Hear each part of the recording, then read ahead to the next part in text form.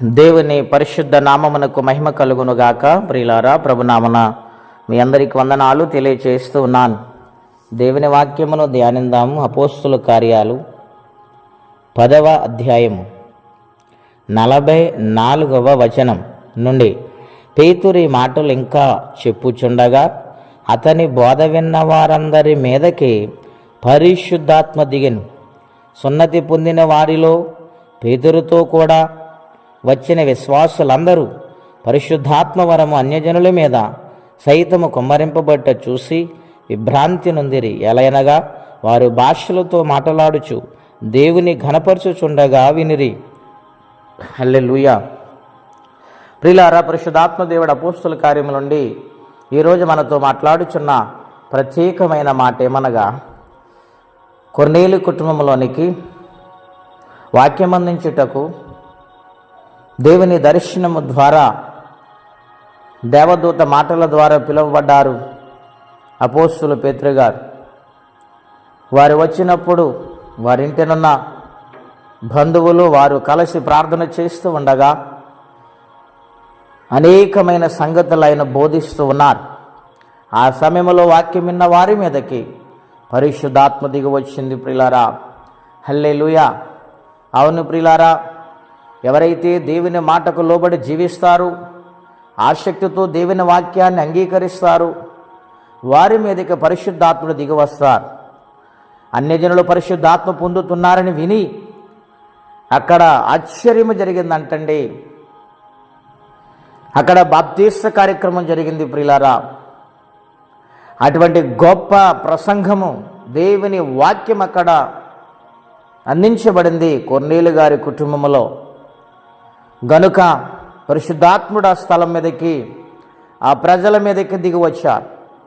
ప్రియులారా, ఆ ప్రజలు అనేక మంది సమస్యలతో ఉన్నవారు ఉండవచ్చు, ఇబ్బందులతో బాధపడుతున్న వారు ఉండవచ్చు, మనసులో నెమ్మది లేక దేవుని సహాయము కొరకు ఎదురు చూస్తూ వచ్చిన వారు ఉండవచ్చు.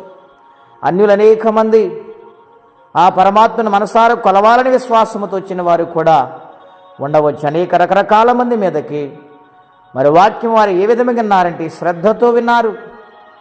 గనుక దేవుని ఆత్మ బలముగా అక్కడ దిగి వచ్చింది. తన దాసుడు వాక్యం అందిస్తూ ఉండగా పరిశుద్ధాత్మ వచ్చినప్పుడు వారు గొప్ప ధైర్యం వారికి వచ్చింది. దేవుని సన్నిధిలో తీర్మానం వారికి వచ్చింది. దేవుని కొరకు నిర్ణయించుకున్నారు వారు, నేను దేవునిలో జీవిస్తాను, మాకు మారు మనసు వచ్చింది రక్షణ పొందాలని. గనుక ప్రియులరా, పరిశుద్ధాత్మను మనలో పనిచేసినప్పుడు ఎటువంటి సమస్యని తీరిపోతుంది, ఎటువంటి కొరతైనా తీరుతుంది. ప్రియులారా, పరిశుద్ధాత్ముడు యుగమంది పని చేస్తున్నారు గనుక ఆసక్తితో ఎదురు చూడాలి, కనిపెట్టి ప్రార్థన చేయాలి. పరిశుద్ధాత్ముడు దిగినప్పుడు గొప్ప బలం మనం పొందుతాం, శక్తి పొందాం. గనుక పరిశుద్ధాత్మ కొరకు కనిపెట్టేవారిగా ఉండాలి. సమస్యలు ఉన్నాయా, ఇబ్బందులు ఉన్నాయా, కష్టాలు ఉన్నాయా,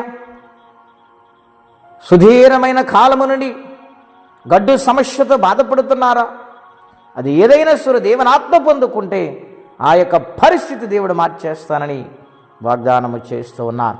గనుక వాక్యం వింటున్న ప్రియ స్నేహితులారా, పరిశుద్ధాత్మను ఆహ్వానిందాము, కనిపెట్టి ప్రార్థన చేద్దాము, దైవాశను పొందు. అట్టి కృపా తీర్మానం పరిశుద్ధాత్మను మనకు దయచేయనుగాక.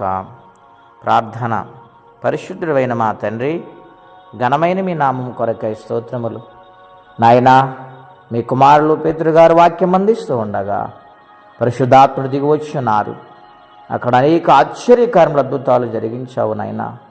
తండ్రి, ఆత్మ లేనివాడు నావాడు కాడంటున్నావు నాయనా. పరిశుద్ధాత్మను దుఃఖపరచొద్దు అంటున్నావు ప్రభువా.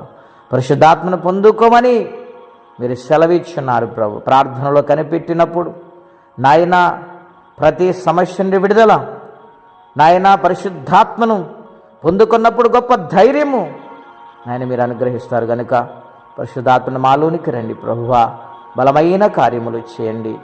ఆనాడు ప్రభువా ఆది అపోస్తుల ద్వారా మీరు చేయించిన అద్భుతాలు ఈ యొక్క దినాలలో మాతో మీరు జరిగించి మహిమ తెచ్చుకోమని వీళ్ళందరిని దీవించమని యేసుక్రీస్తు నామములో ప్రార్థించి వేడుచున్నాము తండ్రి. ఆమేన్. దేవుడు తన కృపచేత మనల్ని దీవించును గాక.